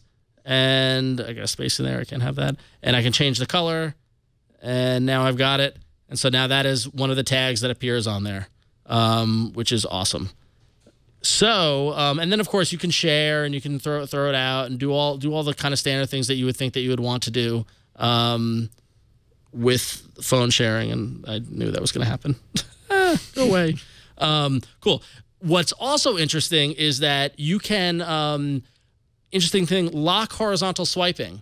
So a lot of times we take photos and we're like, oh my God, did you see this great photo I took? And you hand your phone to your friend. And I'm not going to say, you know, we all choose to make what we're going to take photos of. We all make our own life choices. But sometimes you don't want somebody to look at the phones on your phone. If you're like me, the first thing I do when somebody hands me a phone to look at it, I immediately start swiping to see what's on there. So just being honest. So what Focus allows you to do is allows you to lock horizontal swiping so that what you can do is you can turn that off and you can actually apply it with a pin so that you can enter in a passcode to block snooping. Additionally, you can also lock the entire application so somebody gets your phone, they can't actually see see that. You can go do that in your settings. You can set a privacy lock right there. I think that's a missed opportunity. They should have called that setting swiper no swiping. Yeah. For those who listen to Dora the Explorer, right? Please, no more Dora. So. Additionally, within the settings, you got a couple options in the picture viewer. You can adjust the brightness to show the photos either at the current brightness of the phone or just show them automatically at max brightness, which I think is an interesting setting, which I've never seen before. And also, you can adjust the picture quality to either show low pixel density with high zoom quality or high pixel density with lower zoom quality, depending on how much detail you want to see in your photos. And, you know, you might say, okay, great, but Google Photos has a lot of this stuff. Why do I need this app versus not having it? It's great to have alternatives. It's great to have a lot of people don't want to use Google Photos, even though it's a great option and we've praised it and think it's excellent. And there are a lot of options that are out there. But it's also, you can, and I know that they're working on Francisco Franco. Francisco Franco's working on integrating into Google Photos. So this becomes, I'm telling you, a superior browsing experience than the Google Photos app.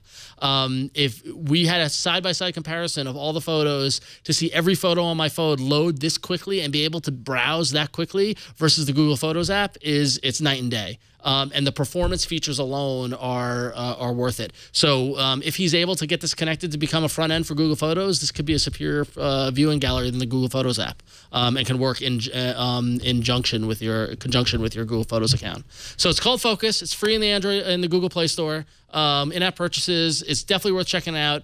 Beautifully designed, really strong performance, and just if you're a super photo person with taking tons of photos on your phone and you're browsing on your phone a lot, you're gonna want to take a look at it because it's truly is amazing. So check it out. Yeah, it really is great. Sorry, I was playing the next app, which we'll talk about in a second. Francisco Franco and Liam Spradlin are going to be on this show in a couple of weeks to kind of talk about the process. I can't wait to hear about it. I think it's going to be an interesting conversation because it's the developer and the designer together to kind of talk about the process. I'm very curious kind of how developers and designers work kind of as a team together, like how they communicate with each other to do this. And it's a great kind of app to base that discussion around. So they're going to be here in 2 weeks. Especially in this case because Liam has got such a great design eye. Yeah, he does. And especially approach with material design. Mm-hmm. And Francisco, with Franco Kernel and all the other work that he's done, knows the guts of the machines and how to write software to get the best out of it. And that's why you get such great performance with that app. Totally. And I'm telling you guys, before you vote, just don't go like, oh, photo gallery app. Go download it and try it. Like that, you've got to see how fast these photos load and how quickly they scroll. And it is the performance is well worth taking a look at it, and it's worth noting. So definitely check that out. Agreed. That app is Focus. Check that out. All right, Aaron, I have yours all loaded up. If you want to talk about it a little bit, I'll try not to die. All right, sounds good. So this my app is called Don't Touch the Spikes, and this is another app from Catch App. We've done several apps, I think, on All About Android from Catch App. They're these little games that are reminiscent of Flappy Bird, basically. And this app is super simple, but it gets really fun really fast. And basically, all you do is you tap on the screen to make the bird fly, as you can see Jason demonstrating there. You don't have to do anything to the side buttons just to play the game. You just tap, the bird goes, and if you hit a spike, you die. That's the whole thing, right? Super simple, no frills with the basic game. But what they've done is really cool because they've added a lot of stuff to make it a little bit more fun to play. So you can see there, Jason's catching some candy as he's going around, and you can use candy kind of like money if you want to buy something later on in the game. Maybe you want to upgrade your bird or get a new bird, a new type of bird. You can use candy and spend that like money to get different birds and things.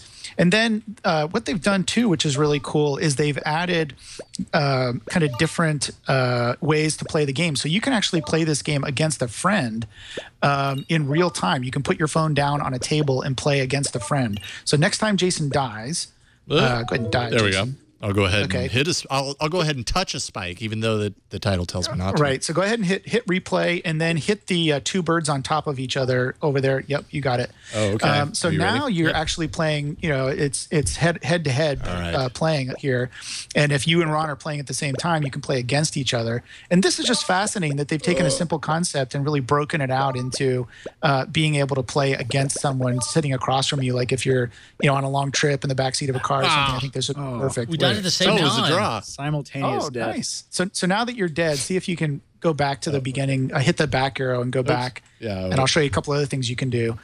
They've also added in, if you, don't hit the back button. Yeah. It'll exit you out. Okay, which one? If you hit the little swords, for example, this is kind of like a duel against the computer. So if you're not sitting next to someone in the backseat of a car, you're just by yourself on the train or whatever, you can play against the computer in a similar mode. The other thing they've added, next time you get back to the main screen, there's a cave mode over on the right-hand side. And if you hit that, you're playing the same game basically, but you have a little headlight on your like a little helmet headlight cave thing, and you can play in a cave, which makes it even harder. The other thing they have is a park mode, where if you go to park mode, it won't let me go. You might have to back out and get back in. I don't know. You can check out the cave mode, and then check out the park mode, which is right underneath that. It's the little tree. So park mode is something if you really get into the game and you want to make your own park, you can sit there and collect. You tap on birds, you collect these diamonds, and you can build a park. And the better you build your park, the more birds come and visit you and all this stuff. So it's what's interesting to me about this is they've taken like the most basic game possible and come up with all these different variations, all within the same game, that kind of keep you engaged and keep it interesting. And I know me and my kids were playing this, like nonstop for a couple of months. We'd try to outdo each other, try to get higher in the challenges. There's challenges that you can try to complete to get achievements.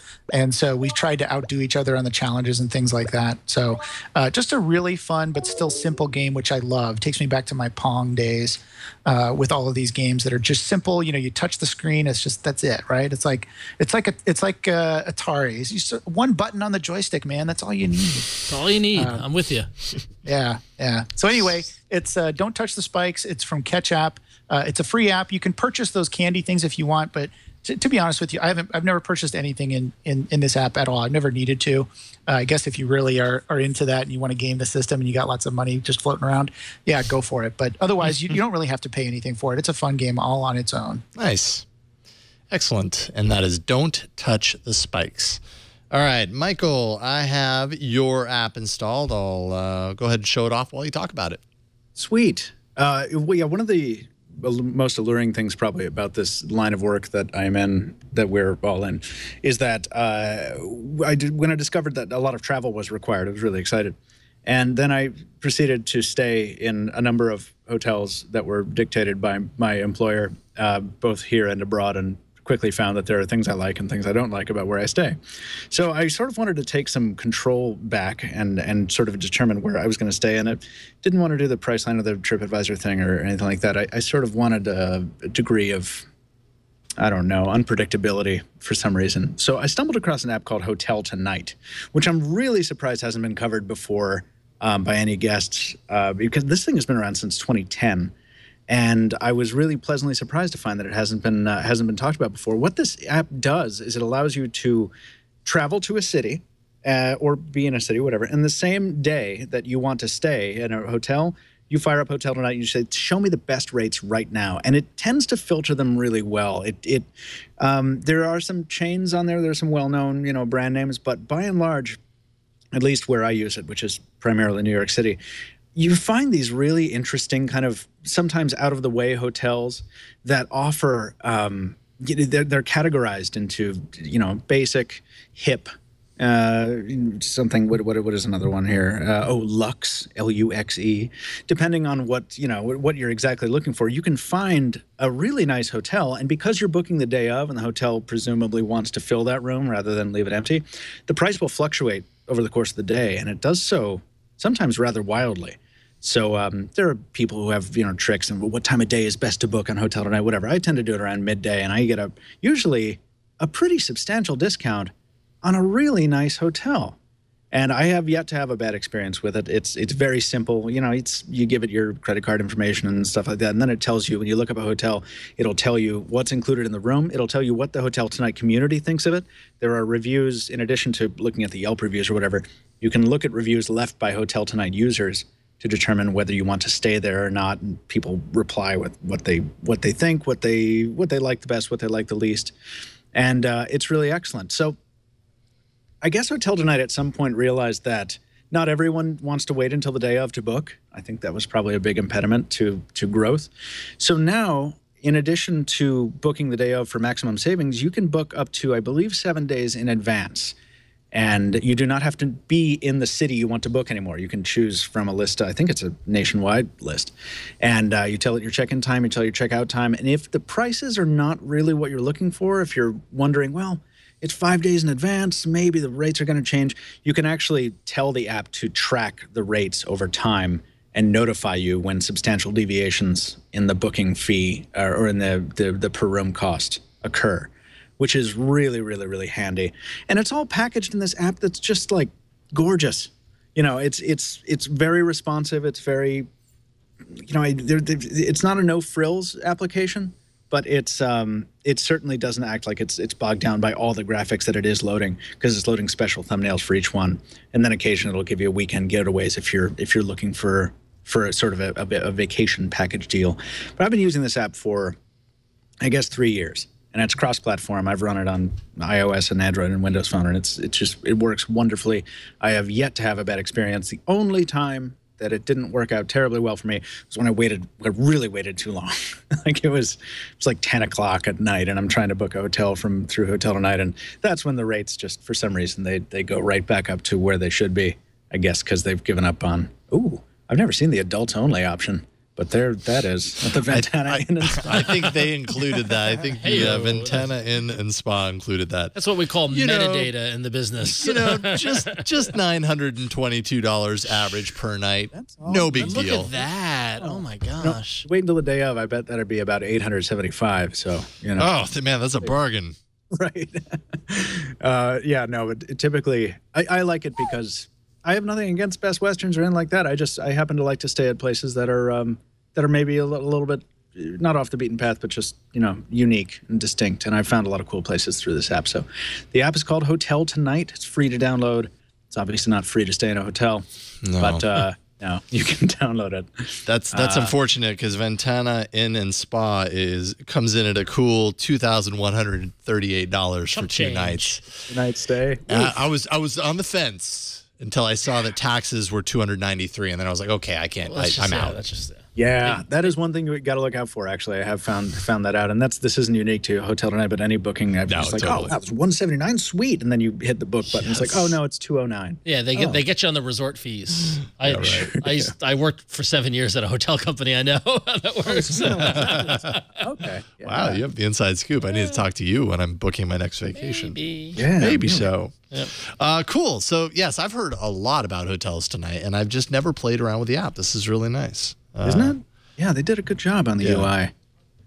Excellent. Cool. All right, so that is Hotel Tonight. And mine's going to be super quick. I saw this pop up earlier today, and it kind of brought a smile to my face only because I went to Disneyland back in January, it was, for my 5-year-old's birthday. And we had a great time. Thanks to your recommendation, I found a couple of apps that allowed for you to kind of figure out the queue times for certain lines. Well, here's the thing about a Disney trip. Whether you're going to Disneyland or Disney World, it is full of magic, but that magic just doesn't happen. Yeah. You need to do some prep work. You need to be really prepared. So there you go. That's what I explained to my good friend Jason. He was just like, "Oh, I'm going to Disneyland this weekend." I was like, I know. I was totally blissfully unaware. I'm like, I'm just going to drop in there. We're going to do as many things as we can. It turns out that's not their best approach. I think I spent 45 minutes crafting a very long email going, okay, listen, this is what you got to do. You got to download this. You got to do this. And it was incredibly helpful. And you gave me the recommendation of an app that was iOS and that they brought over to Android, but it was really handy for finding queue times and planning your trip and everything. But it was total. I mean, the design language was like iOS 5 years ago. It was like, it was not the most Android of apps necessarily. And I see that I've been logged out since I last. Whatever. I don't need to be logged in. So anyway, so this is the official Disneyland app, which I want to point out for anyone that happens to be going to Disneyland, and not. Aside from the fact that it's just kind of an official way to do these things that we used, third-party apps to do in kind of a kludgy way before, it's actually kind of designed pretty well and has some really nice, interesting touches. So you can see the full Disneyland park and all of the different things that it's tracking in each of those, and as you scan in, it'll kind of separate it out. And what it's really good for when you're lost in the maze that is Disneyland and walking around and everything's larger than life, you need to know how long you're going to wait for each of these different events. And you can do that kind of from right here, right? And so not only can you use it as a map to navigate through the park, but you can see exactly how long it's going to take, to wait for the Enchanted Tiki Room, which is the finest show in any Disney park. Ron, by the way, knows his Disneyland. I'm kind of a fan. Yeah, kind of a fan. How many times have you been? I don't even know. Okay. Well, I've only been twice. Not that much. I'm a big fan of going every few years to keep it special. Okay. All right. Pirates of the Caribbean. It's the old classic that never dies. 40-minute wait. That's a pretty long wait for Pirates of the Caribbean, just saying. It is summertime, though. I went in January, and things were a lot less than this. So anyways, this was an app that I kind of wish that I had then because it would have made some of this a little bit easier. This is the Attractions tab. You can go over and you can find out where different characters are hiding. So right now, Minnie is there. If I go over to California Adventureland Park, I can find Lightning McQueen and Mater. I think they're always there, though. That's Cars Land. And so, anyway, it makes, especially if you're going with kids, well, this in particular, Anna and Elsa, they're going to want to go there. It just makes a lot of this stuff that could be kind of stressful a lot easier, and it's actually designed really well. I mean, everything looks great. It has a dining tab, so you can find all of the places that you can eat and kind of what they offer, because they each offer different things, different prices, different kind of perks, like you might see characters at different places, and this will tell you all about that. Restrooms, because we all got to go at some point. And then PhotoPass is kind of different places. You get a PhotoPass when you go in there, and you can take pictures. And have them the PhotoPasses, they have photographers in the park, and they'll take your pictures, and then they'll tap your ticket, or you get a card that they scan, and then that way you can keep all your photos together and access them. It's really kind of amazing. So anyways. Good tool if you're going to Disneyland. I'm sure. Do they have a Disney World? Yes. Well, yeah. So I'll give you the background. Disney for years has been maligned because their IT has not been the best, but they've really stepped up over the past couple of years. And earlier this year or last year, late last year, they rolled out for Disney World the My Disney Experience app, which is much more blown out. You're able to actually get fast passes. You can book fast passes via the app, stuff like that at Disney World. Disneyland, they don't do that. They're still on the old paper system. So this is why Disneyland is kind of lagging. That's why everyone who's a Disney fan, when this came out, I was like, finally a Disneyland app, because they've been focused on Disney World because it's just so big. Right. Yeah. So Disney World is the first place I discovered the importance of an app ecosystem, because I was there in 2010. My girlfriend at the time had an iPhone, so she had the Disney app, and I was like, sweet, let me see if I can find that on my phone. Of course, I had the Palm Pre. which had, I think, about 27 apps available at the time. Disney World app was not one of them, and that would have been really handy to have. Yep. Yeah, it's really cool. Like I'm diving into, this is the Indiana Jones adventure, which is a lot of fun, especially the very end. No spoilers, although it's probably been spoiled for you before. But anyways, you know, it's really cool. It tells you how long, you know, how tall you have to be, who it's kind of targeted towards, what the thrill type is, and that's pretty important depending on who you're going with, whether it's, you know, over the top or whether it's pretty mellow, all that kind of stuff.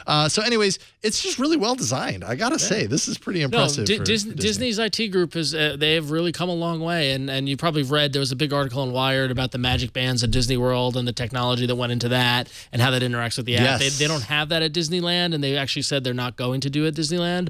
But that's just an example of how forward thinking they've been and what they're doing. I look forward to them. Of course, I'm going to use this app when I go to Disneyland. I'm actually going in November. I'm running the Avengers 10K race through the park, which is going to be fun.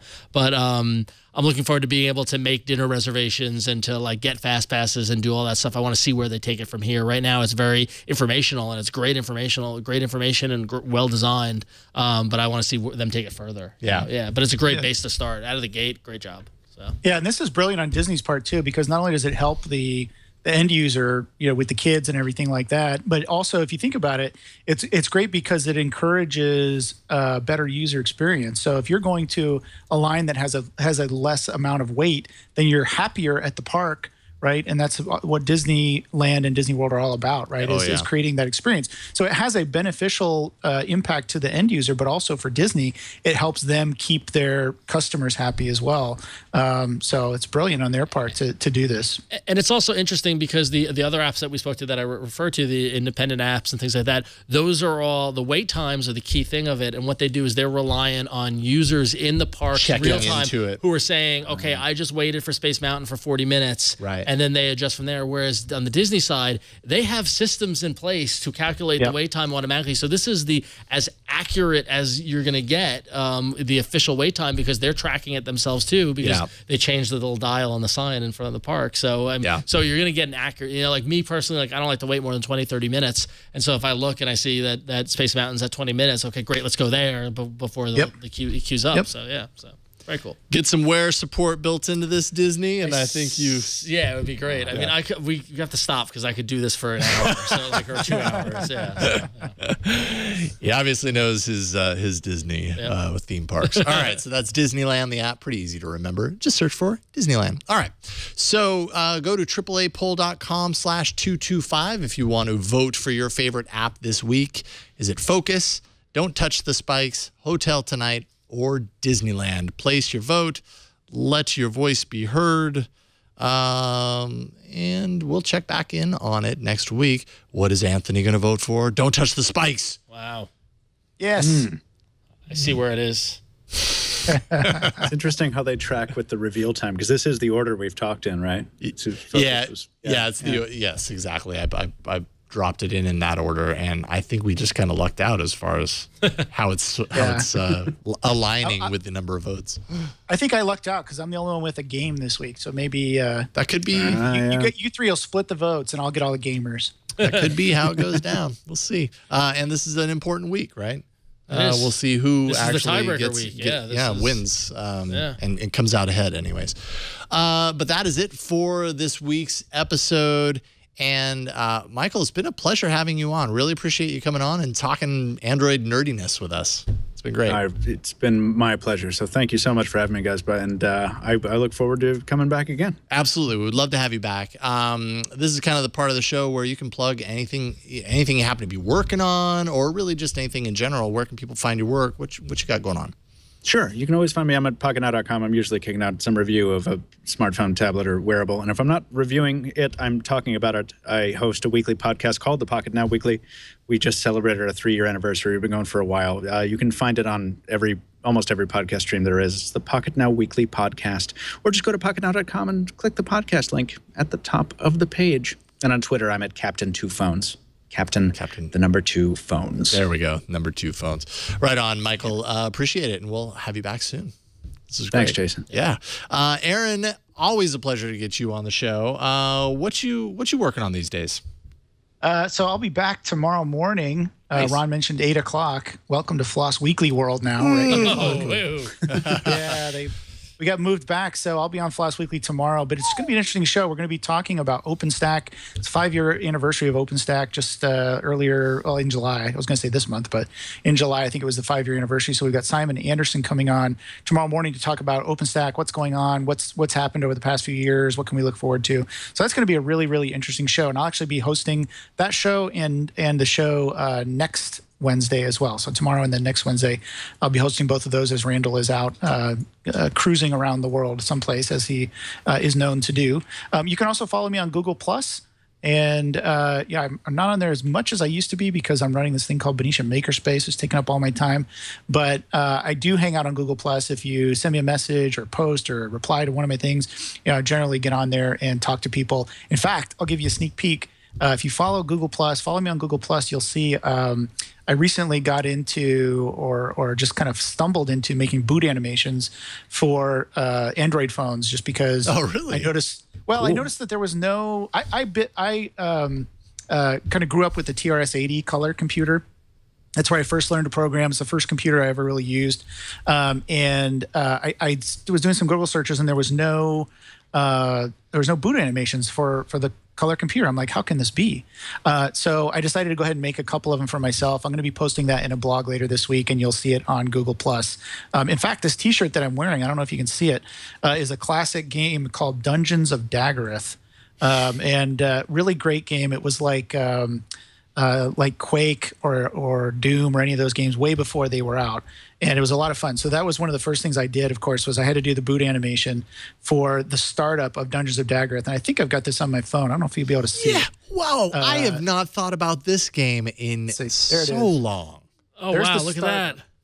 Wow. That's what Dungeons of Daggereth looks like when it starts up. I know it's kind of hard to see with the glare from my screen. But it's great because the startup for Dungeons of Daggereth ended with this line, prepare. And I thought, oh, that's perfect for an Android boot animation, right? Because you're preparing. It's loading Android up. That's great. So anyway, so I'll have that and a couple more in a blog later this week. And that's enough plugging. You guys can take it over. You just totally took me back to a memory that was filed so far back in the recesses of my brain. I remember going into Radio Shack when I was a kid and playing Dungeons of Daggereth. That is so crazy. Yeah, it's a great game. I still play it. I make it, I was so into it as a kid that I make it, I purposefully set a time. Every year I go through and play through a whole game of Dungeons of Daggereth from start to finish. There's emulators you can get out there. There's online emulators. In fact, if you search my Google Plus posts for Mocha, you'll find a Coco emulator written entirely in Java that you can just play online. It's fantastic. Wow, that is really cool. Okay, excellent. I've got to pull myself out of memory zone here. I'm impressed. That's a wormhole you can get sucked into. And I just hadn't thought about the next thing you know, you wake up and it's 3 a.m. on Thursday, and you've got like all these emulators and ROMs, and you're just like, oh, I remember this game. Play it for 5 minutes. Yes. Oh, the next one. The next one. I've gone down that path before. Yeah, a couple of times. Mine was Sneakers, old Apple II Plus game. Oh, boy, nice. I don't remember that. Sneakers was like it was like Space Invaders basically. It was just you were just a thing down there and you shot up at things and it changed every level. It changed and they were nonsense characters like a half circle with legs and they move around. But me and my sister played Sneakers all the time. It was great. Awesome. I love Sneakers. So. Cool. So you're gonna do a boot animation. I'm gonna do a boot animation for Sneakers. Yes. Yeah, with the classic, single, kind of just not many colors or whatever the palette was. No, I don't have time for that. I've got other things I'm working on. You can go follow me at about.me/RonXO, where you can find all my links to Google Plus and to Twitter and Instagram and all that fun stuff. And working on stuff. This fall is going to be super busy, so I look forward to when I will be able to plug and promote all that stuff, but they're not quite there yet. But in the meantime, if you like comic books, check out ifanboy.com. Every Sunday I'm there with Connor and Josh, my compatriots, talking about the week of comics. And we're coming up on our 10th anniversary this October. So, you check out iFanboy right there. And I'm too lazy to fix our CSS template to fit the banners, but they make me money, so I leave them as is. So every time I see that, I cringe because they break the border, but I'm just like, I'm too tired to fix it. So, although I did fix a CSS bug the other day, and I felt very proud of myself. I tweeted about it. There was a nagging CSS layout thing on my site, and I finally found the class, and I was like, oh, there it is. Okay, cool. So, yeah. Listen, when you're not when you're not as good as Aaron, you got to feel better about the things that you actually are able to do. So yeah, that's true. So, maybe, it's not quite a boot animation. Not quite a boot animation, but listen, the paragraph spacing is exactly what it needs to be now. So I'll take the wins where I can get them. So. Right on. Definitely a big thanks to Anthony Nielsen. Anthony, thank you for stepping into TD the show today. Oh, my pleasure. Really appreciate it. You have anything to plug? Where can people follow you? Yeah, follow me on Twitter at @Nielsen. Nielsen. Yeah, Nielsen. Right on. All right, thanks. Awesome. Thanks, man. And you can find me at about.me/Jason Howell. If I ever do music again, it'll be at yellowgoldmusic.com. I will. It's just busy. So life is busy. Life is crazy. I have another Android show called Android App Arena, where I review Android apps. Big surprise. Doing a show this week. It'll be tomorrow on notifications. And you should check it out. twit.tv/arena. New episodes post every Wednesday. And that is it for this week's episode of All About Android. Thank you so much for joining us. You can leave us a voicemail at 347-SHOW-AAA. You can send us an email at AAA@twit.tv. We're on Twitter. It's @AndroidShow. We're on Google+. We've got a community. Just search for All About Android there. You'll find us. We're on Reddit even, twitaaa.reddit.com. And we also have all of our show notes and past episodes found at twit.tv/AAA. And you can also find our episodes on YouTube and iTunes, usual places. And catch us live every Tuesday, starting at 5 p.m. Pacific, live.twit.tv. That's it for this week. We'll see you next week on another episode of All About Android. Bye, guys.